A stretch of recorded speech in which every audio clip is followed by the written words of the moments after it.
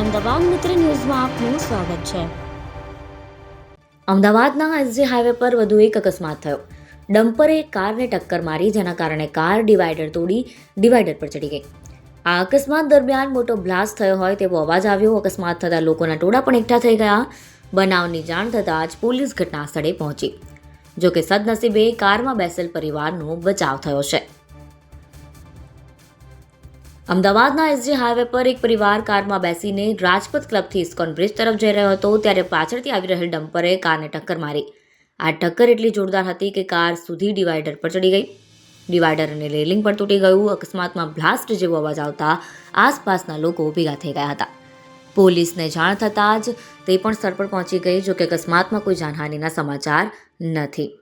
અકસ્માત અંગે પોલીસ ફરિયાદ થઈ નથી। ટ્રાફિક પોલીસ અકસ્માતના બનાવથી પણ વાકેફ નથી।